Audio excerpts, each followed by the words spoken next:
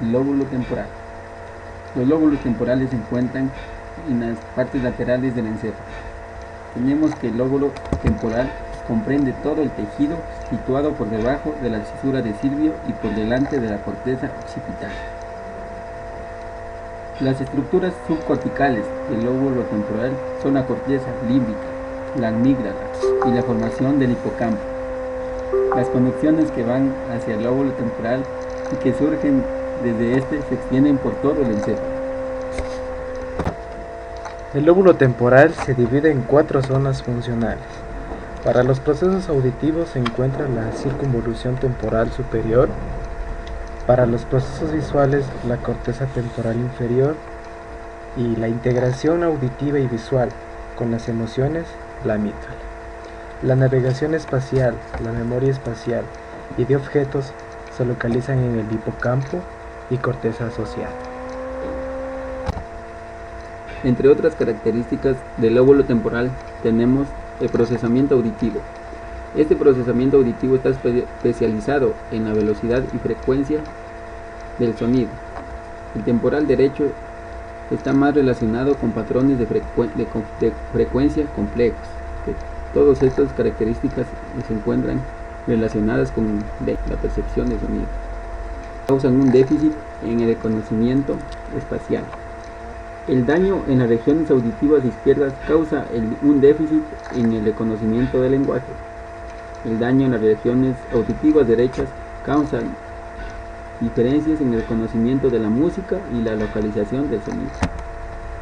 Entre las principales sintomatologías de las lesiones del lóbulo temporal tenemos la alteración de la sensibilidad auditiva, que es el sitio más probable de la lesión, se encuentra en las áreas 41, 42 y 22. La alteración de la selección de estimulación visual y auditiva se encuentra en las áreas TE y surco temporal superior. El trastorno de la percepción visual se encuentra en las áreas TE, surco temporal superior y la amígdala. Los trastornos de la percepción auditiva se encuentran en las áreas 41, 42 y 22. Los trastornos de la percepción de la música se localizan en la circunvolución temporal superior. El deterioro de la organización y la categorización del material se localiza en las áreas TE y surco temporal superior. Entre otras lesiones que se encuentran en el lóbulo temporal tenemos el escaso uso del contexto, que se encuentran en la área TE. Hay otro trastorno de la comprensión del lenguaje, que se encuentra en la área 22 izquierda. El cambio de la personalidad y el afecto se encuentra afectado probablemente en la área TE, en la amígdala.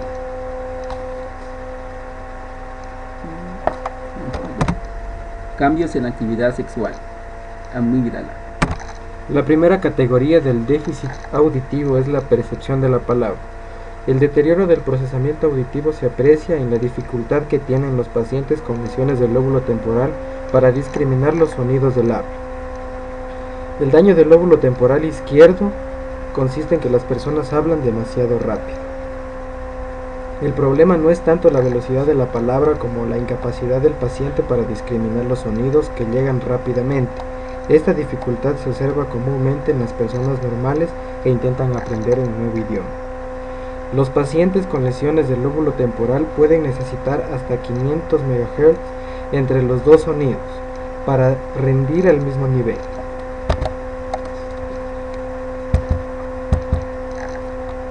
El habla difiere de otros estímulos aferentes auditivos de 3 formas fundamentales. Los formantes. Los formantes son sonidos que proceden en su mayor parte de 3 gamas restringidas de frecuencia. Los mismos sonidos del habla varían según el contexto en el que son escuchados, y no obstante todos se perciben como iguales. De tal modo, el espectrograma de sonidos de la letra D en inglés es diferente en las palabras dip, dec, dac, pero un oyente percibe todas ellas como D. El espectrograma de una palabra depende del contexto, las palabras que la precedan y la siguiente. Puede existir un mecanismo paralelo también para la categorización musical. Los sonidos del habla cambian muy rápidamente en relación con otros cortos, y el orden de los sonidos es fundamental para la comprensión. La percepción del habla con frecuencias mayores es muy rara, porque excede en mucho la capacidad del sistema auditivo para transmitir todo el discurso como unidades separadas de la información auditiva. Probablemente el mecanismo especial para la percepción del habla se encuentre en el lóbulo temporal izquierdo. Las lesiones de la corteza de asociación temporal izquierda producen afasia. Se asocia con una alteración del reconocimiento de las palabras y su forma externa es la sordera para las palabras, una incapacidad para reconocerlas como tales a pesar de la audición intacta de los tonos puros. La segunda categoría de déficit auditivo es la asociada con el procesamiento de los sonidos relacionados con la música. Los sonidos musicales pueden diferir de uno a otro en tres aspectos: intensidad, timbre y tono. La intensidad se refiere a la magnitud de una sensación según la evalúa una persona concreta. La intensidad, si bien está relacionada con la intensidad de un sonido, la evaluación subjetiva de la intensidad se la describe en términos tales como muy fuerte, suave o muy suave, y entre otros.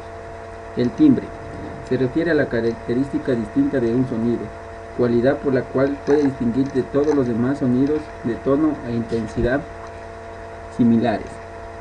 El tono se refiere a la posición de un sonido de una escala musical según evalúa el oyente. El tono está relacionado claramente con la frecuencia. Cuando la energía es baja, se le llama frecuencia fundamental.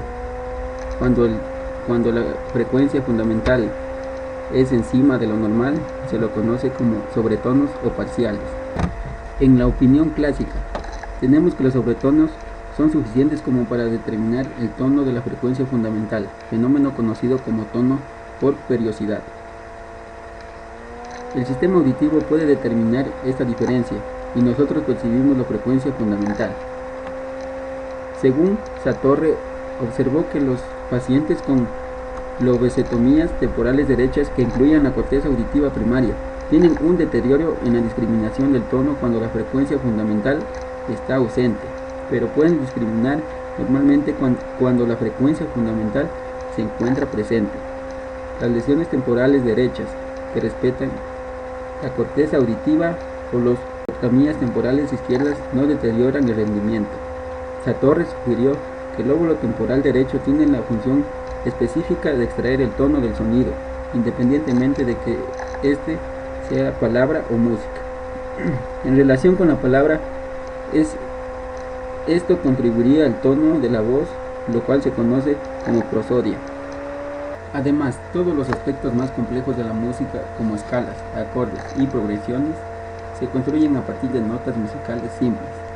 Aunque es hipotético, parece probable que los seres humanos tengamos un almacén musical o un almacén sintáctico de palabras. El mecanismo de este almacén hipotético se desconoce, pero puede ser una función de la corteza de asociación auditiva derecha. Por último, Liejois, Chauvin y Hall señalan que los distintos procesos musicales pueden depender de sitios corticales específicos en la circunvolución temporal superior. Aunque es interesante compartimentalizar la música y el lenguaje en lados opuestos del cerebro, parece que poco probable que este esté organizado específicamente para tratarlos de modo diferente, y es más factible que ciertas características musicales y del lenguaje sean analizadas selectivamente por los dos hemisferios. Satorre destacó la diferencia clave: el hemisferio izquierdo está vinculado con la velocidad y el hemisferio derecho con la distinción de las diferencias de frecuencia, proceso llamado sensibilidad espectral. La lesión de las regiones visuales del lóbulo temporal afecta el reconocimiento de los estímulos visuales complejos, como los rostros. El daño de las regiones temporales mediales ocasiona un déficit en el afecto, la personalidad, la navegación espacial y el recuerdo de objetos. Pruebas neuropsicológicas estandarizadas para las lesiones del lóbulo temporal. Encontramos la capacidad de procesamiento auditivo. La prueba que se realiza aquí son palabras y melodías dicóticas. La capacidad de procesamiento visual. La prueba que se realiza son las anomalías de dibujos de Miglia. Otra prueba neuropsicológica es la memoria verbal. Se define en la escala de memoria de Wechsler. La memoria no verbal, las figuras complejas de Rey y el lenguaje se mide a través de las pruebas de fichas.